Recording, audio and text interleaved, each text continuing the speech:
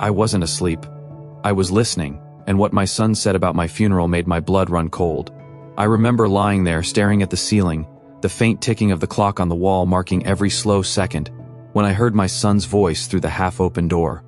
"Welcome to Dad's true revenge," I thought quietly to myself, almost like a bitter joke, because nothing about that moment felt like love anymore.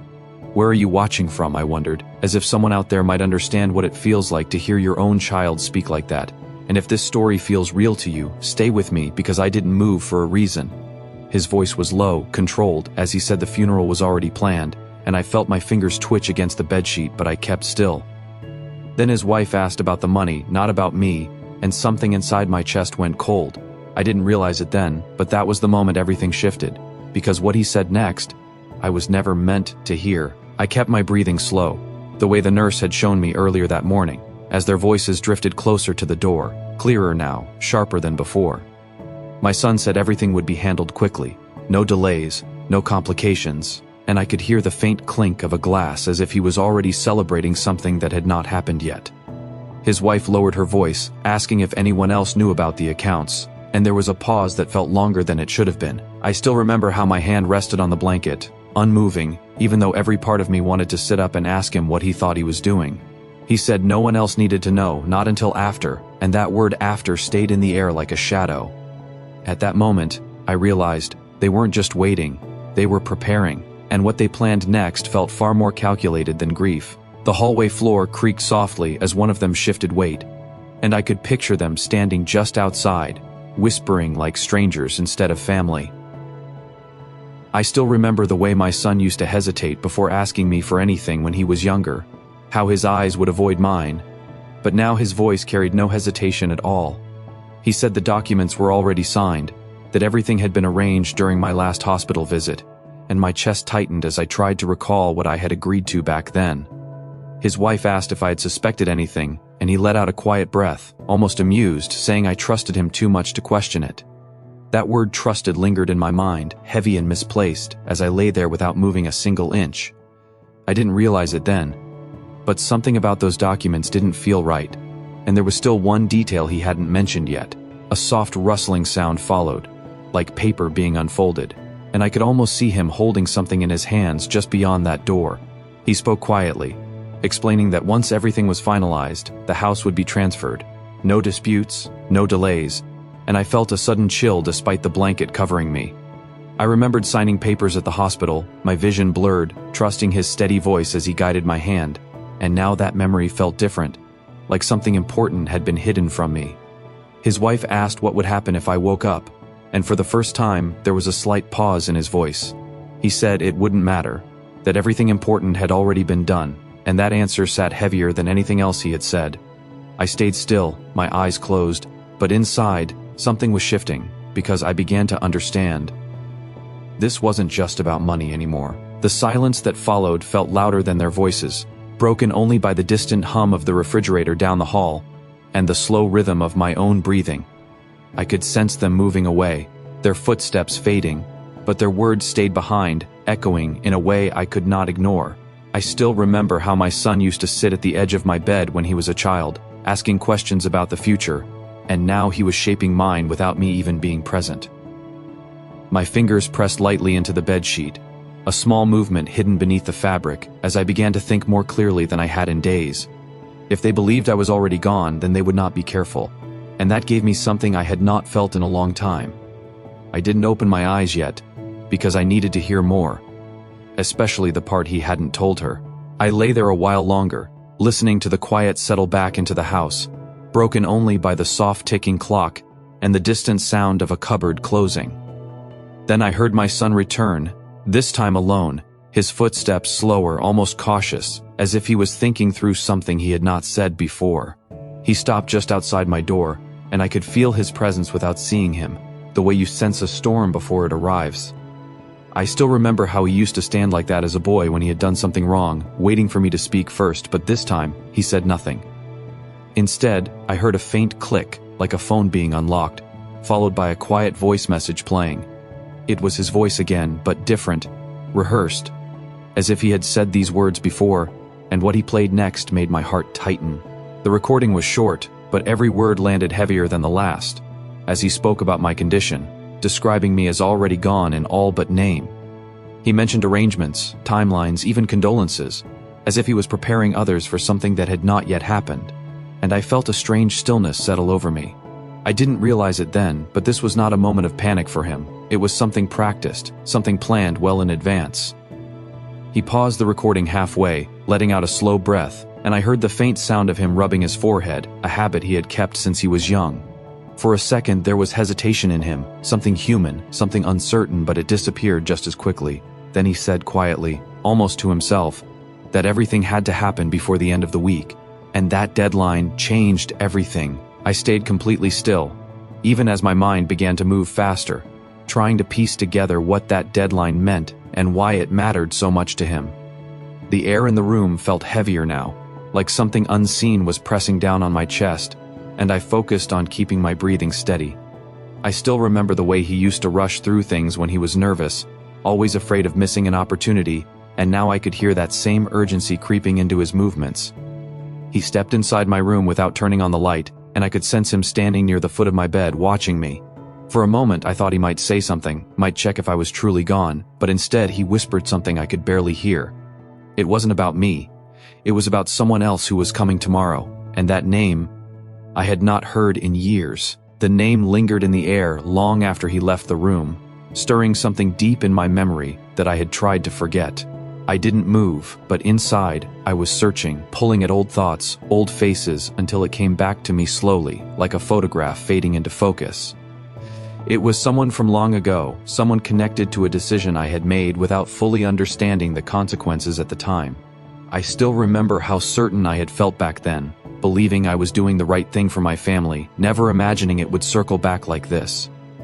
My son's footsteps faded down the hallway, but his words stayed behind, heavier now with meaning. If that person was coming, tomorrow, then this situation was far more complicated than I first thought. And I began to wonder, was this really his plan alone? Or had it started long before tonight? The night stretched on, each minute passing slower than the last, as I lay there replaying every word, every sound, trying to understand how deep this situation truly went. The house felt different now, unfamiliar, as if I were no longer a part of it, just a witness to something already decided. I still remember the faint smell of old wood from the bedside table, grounding me in the moment, reminding me that I was still here, still aware. My mind kept returning to that name, turning it over again and again, until a quiet realization began to form. If that person was involved, then this was not just about inheritance or convenience, it was about something unfinished, something unresolved from years ago. I didn't open my eyes, not yet, because I needed to stay invisible a little longer. Because tomorrow, someone would walk through that door, and nothing would remain hidden anymore. Morning came slowly, marked by the pale light slipping through the curtains and the quiet hum of life returning to the house. But I did not move. I kept my eyes closed, listening as my son moved through the kitchen, his footsteps steady, almost routine, as if nothing had changed overnight. I still remember how he used to make coffee too strong, filling the air with that bitter smell, and today it was the same, grounding me in a strange kind of calm. His wife spoke in low tones, asking if everything was ready for today, and he answered with quiet certainty, saying there would be no delays. There was no mention of me, no hesitation, just planning, like I was already gone. Then the doorbell rang, sharp and unexpected, cutting through the silence, and I felt something tighten in my chest, because whoever stood on the other side of that door had come sooner than I expected. I heard the front door open, followed by a pause that felt longer than it should have been, as if all three of them were measuring each other in silence. A voice greeted them, calm but unfamiliar in its tone, and I focused on every word, trying to place it within the pieces of my memory. I still remember how certain voices carry a weight, a presence that lingers even after the words are gone, and this one felt exactly like that. My son spoke with a politeness I had not heard from him in years, careful, controlled, as if he was trying to impress rather than command. The visitor stepped inside, their shoes brushing lightly against the floor, and I could sense the shift in the air, something subtle but undeniable. Then the visitor said my name, not softly, not with sympathy, but with a familiarity that unsettled me. And in that moment, I realized they knew more than they should. The three of them moved into the living room, their voices clearer now. no longer whispers but still carefully measured, like each word carried weight. I stayed still, but my attention sharpened, catching every pause, every hesitation that revealed more than their sentences did. The visitor asked about the documents, not questioning them, but confirming details, and my son answered with confidence that felt rehearsed. I still remember the way he used to look at me for approval, waiting for a nod, but now he spoke without needing anyone's permission. Then the visitor mentioned a clause, something specific, something that had not been brought up before, and I felt a quiet shift inside me. My son hesitated for the first time, just a second, but it was enough to notice. The visitor repeated the clause, slower this time, and said it would only apply if one condition was met. And that condition had everything to do with me. A silence followed that seemed to stretch across the entire house, broken only by the faint ticking of the clock in the hallway.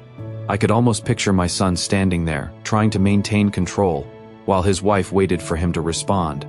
The visitor spoke again, this time more direct, explaining that the transfer would not be valid if there was any uncertainty about my condition at the time those papers were signed. I still remember how steady my son's voice had been all morning, but now there was a slight shift, a strain just beneath the surface. His wife asked what that meant in simple terms, and the visitor answered without hesitation, saying everything depended on whether I was fully aware when I agreed. That word aware echoed through me, pulling at the edges of my memory. Because I began to realize they weren't as certain as they had sounded before. I lay there, feeling the weight of those words settle into something sharper, something that began to change the balance of everything I had heard so far. My breathing remained slow, controlled, but inside, my thoughts were clearer than they had been in days, almost as if a fog had lifted without warning. I still remember the moment in the hospital when I signed those papers, the room slightly blurred, my son guiding my hand, his voice calm, reassuring, telling me it was just routine. But now that memory felt different, incomplete, as if something important had been left unsaid. In the living room, the visitor lowered their voice, speaking more quietly now, and I strained to catch the words that followed. They mentioned evidence, something that could confirm or deny everything, and my son responded too quickly, too firmly. Because whatever that evidence was, he clearly didn't want it brought into the light. The word evidence stayed in the air long after it was spoken, pressing against my thoughts as I lay there, completely still, listening for what would come next. I heard my son move, a chair scraping lightly against the floor, followed by a pause that felt too careful to be natural. I still remember how he used to avoid certain questions when he was younger, shifting his weight, buying time, and now that same habit had returned. The visitor spoke again, calm and steady, saying there were records from the hospital that could clarify everything, records that could not be altered or ignored. My son let out a quiet breath, trying to sound confident, but there was something thinner in his voice now, something uncertain. His wife asked if that would be a problem, and for a moment, no one answered. Because deep down, they both already knew the answer. The silence that followed felt heavier than anything else, broken only by the faint hum of the refrigerator and the distant sound of a car passing outside. Then my son spoke again, more controlled this time, saying there was no need to involve anyone else, that everything had already been handled properly. I still remember how he used to insist on things when he felt cornered, repeating himself until others stopped questioning him, and now I could hear that same pattern returning. The visitor did not argue, did not raise their voice, but simply asked one question, quiet and precise, about the exact time those documents were signed. My son answered quickly, too quickly, and that alone said more than his words did. His wife shifted beside him, her voice lower now, asking if there was something they had missed. And for the first time, doubt had entered the room. I stayed still, but my focus sharpened as I listened to the visitor respond, explaining that timing was not just a detail, it was everything in cases like this. The words were measured, careful, as if each one had been chosen long before this conversation began. I still remember the hospital clock on the wall that day, the way its second hand moved steadily while I signed those papers, and now that memory felt more important than I had realized. The visitor mentioned a specific window of time, a narrow space where everything could either stand or collapse, depending on one simple truth. My son tried to interrupt, but the visitor continued, calmly laying out the implications without raising their voice. His wife asked what would happen if the timing did not match, and the answer came without hesitation. Everything would be reversed. and that possibility changed the air completely. A quiet tension settled over the room, thicker now, harder to ignore, as if every word spoken had shifted something that could not be put back. I could hear my son moving again, pacing this time, his footsteps uneven, breaking the calm rhythm he had held earlier. And he was trying to solve something quickly, back and forth, faster each time, and now it carried a different kind of urgency. The visitor remained still, their voice steady, reminding him that these matters were not decided by intention, but by facts that could be verified. His wife spoke softly, asking if there was still time to adjust things, to fix whatever might be wrong, and that question lingered in the air, because for the first time, it sounded like they were no longer planning ahead, but reacting to something slipping out of their control. I felt something shift inside me as their certainty began to weaken, replaced by a quiet strain that grew with every passing second. The house, once filled with their confidence, now held a different energy, one that felt uncertain, almost fragile. I still remember how my son had spoken the night before, calm and assured, as if everything was already decided, and now that version of him seemed to be fading. The visitor spoke one last time, suggesting that the truth would come out soon enough, whether they were prepared for it or not, and that statement carried a finality that could not be ignored. My son did not respond immediately, and that silence said more than anything else he could have said, because in that moment, something had begun to unravel, and I realized I still hadn't opened my eyes, but when I did, everything would change. I decided to open my eyes slowly, not all at once, just enough to let the light in and feel the weight of the moment settle around me. The ceiling looked the same, the faint crack near the corner still there, but nothing else felt familiar anymore. I sat up carefully, the bedsheet folding beneath my hands, and for a second, I simply listened, making sure their voices were still in the other room. I still remember how my body felt heavier than usual, not from weakness but from the realization that everything I believed about my own family had shifted overnight. My feet touched the floor, steady but cautious, as I moved toward the door without making a sound. I didn't call out, didn't announce myself, because I needed to see them before they saw me. And as I reached the doorway, I heard my son say something that made me stop completely. I stood just behind the doorframe, my hand resting lightly against the wall, as my son's voice carried through the room, lower now but urgent. He was asking the visitor if there was any way to delay the review. Just a few days, enough time to settle things properly, and those words felt colder than anything he had said before. I still remember how he used to ask for more time as a boy, always believing he could fix things if given another chance, but this felt different, heavier. The visitor did not agree or refuse right away, instead asking why there was such a rush in the first place. My son hesitated, and that hesitation told its own story. His wife stepped in, trying to smooth things over, but her voice carried a quiet tension. And then the visitor said something simple, almost calm, asking what exactly they were trying to hide. The question lingered in the room like a weight no one wanted to carry, and for a moment, no one spoke at all. I could see them now through the narrow gap, my son standing near the table, his shoulders tighter than I had ever seen them. I still remember how he used to stand tall, confident even in small moments, but now there was something different, something unsettled beneath the surface. He finally answered, but not directly, saying only that everything had been done with good intentions, that nothing illegal had happened. The visitor listened without interrupting, then slowly placed a folder on the table, the soft thud echoing more than it should have. His wife looked at it but did not touch it, as if she already knew what it contained. And then the visitor said quietly, "The truth does not depend on intention." I watched as the visitor opened the folder, revealing papers that seemed all too familiar, though I could not see the details from where I stood. My son stepped closer, his movements slower now, cautious, as if each step carried risk. I still remember how he used to lean in with curiosity when something mattered to him, but now there was hesitation, a quiet resistance in the way he approached. The visitor pointed to a specific line, explaining something about the timing, the condition, and the witness present at the hospital. His wife's hand moved slightly, hovering near the edge of the table, but she did not speak. Then the visitor mentioned a recording, something that had been captured without anyone realizing it, and I felt my chest tighten again. Because whatever that recording contained, it was something they had not planned for. I stepped into the room before they could say another word, the floor creaking softly beneath my weight, and all three of them turned at once. The look on my son's face stayed with me, not just shock, but something deeper, something that could not be hidden anymore. I still remember how he opened his mouth to speak, but no words came out, as if the truth had finally caught up with him. The visitor remained calm, simply closing the folder, letting the silence do the rest of the work. I walked closer, steady, not angry, not loud, just certain, and I told him I had heard everything. His shoulders dropped slightly, the confidence gone, replaced by something far more fragile. In that moment, nothing needed to be explained because everything had already been revealed.